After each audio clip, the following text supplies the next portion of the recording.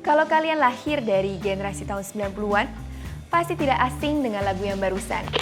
I walk a lonely road, the only one that I have ever known. Ya, potongan lagu tadi berjudul Boulevard Broken Dreams yang menjadi karya band punk rock asal Amerika Serikat, Green Day.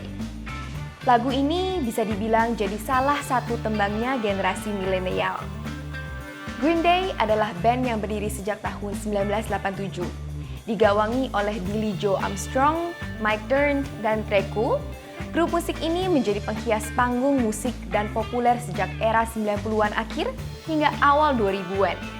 Kiprah mereka tak perlu diragukan. Mereka telah meraih 20 nominasi Grammy Award dan memenangkan 5 diantaranya. Demikian pun dengan segudang penghargaan lainnya. Adapun lagu Boulevard Broken Dreams di awal tadi berasal dari album American Idiot yang nyatanya merupakan album yang sangat politis. Ini terkait kritik-kritik yang ditampilkan Green Day di dalam lagu-lagu di album tersebut. Lagu Wake Me Up When September Ends yang merupakan salah satu lagu di album itu misalnya, ditampilkan dalam video klip dengan narasi anti-perang. Sementara lagu American Idiot, well, dari judulnya saja sudah berisi kritik. Demikian pun dengan isi liriknya. Don't wanna be an American idiot. Tapi bicara soal kritik politik, sebetulnya bukan hal yang asing untuk Green Day. Banyak lagu yang mereka buat memang menjadi media mereka menampilkan kritik sosial dan politik. Album 21st Century Breakdown misalnya, juga syarat akan kritik dan sikap anti terhadap perang. Lalu, seperti apa keseluruhan narasi politik dalam lagu-lagu Green Day ini harus dimaknai? Let's find it out. This is Green Day.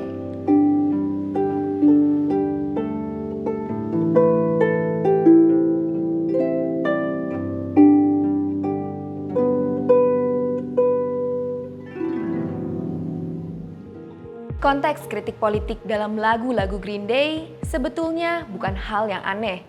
Sebagai sebuah band bergenre punk rock, jelas Green Day mendapatkan banyak pengaruh dari ideologi punk itu sendiri.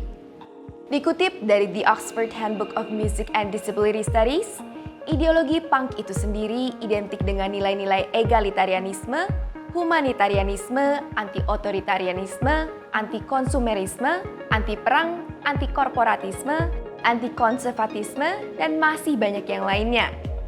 Ideologi punk ini termanifestasi juga dalam punk subculture. Gerakan ini muncul di Inggris pada pertengahan tahun 1970-an dan bisa dilihat dalam bentuk fashion, visual art, dance, musik, sastra, dan film. Punk juga dianggap sebagai salah satu counterculture.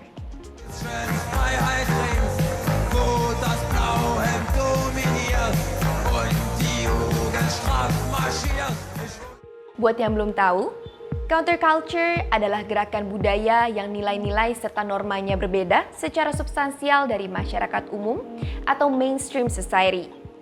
Tidak jarang, bahkan perbedaan itu sangat diametral berlawanan dengan nilai-nilai yang ada di masyarakat. Beberapa contoh counterculture yang lain adalah Levelers, Bohemianism, Beat Generation, dan lain sebagainya.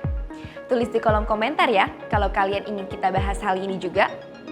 Nah, punk subculture atau dalam konteks musik, punk rock itu sendiri, sebetulnya memiliki banyak turunan.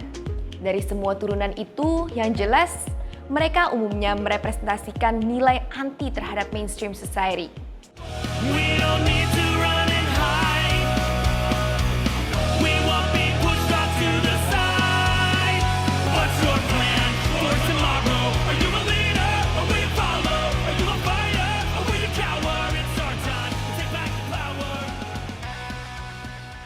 Mungkin itulah salah satu alasan mengapa lagu-lagu Green Day punya narasi-narasi politik yang demikian. Karena berangkat dari satu gagasan ideologis dan subculture punk itu sendiri. Walaupun demikian, tetap saja selalu ada kritik terhadap band seperti Green Day. Mengingat salah satu akar dari punk subculture adalah anti-korporatisme, keberadaan Green Day dalam industri musik oleh beberapa pihak tentu dianggap berseberangan dengan narasi punk subculture itu sendiri.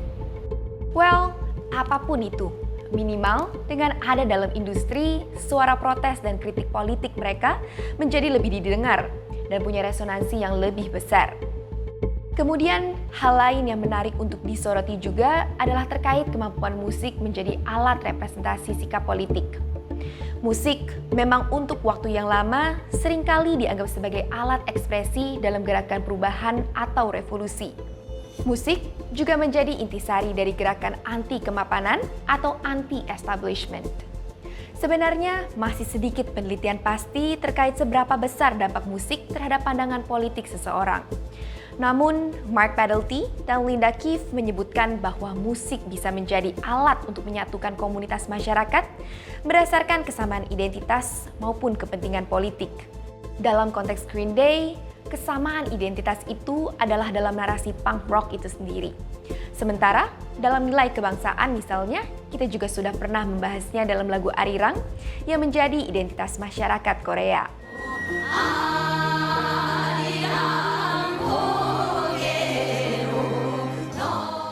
Anyway, pada akhirnya musik memang punya pertalian dengan idealisme.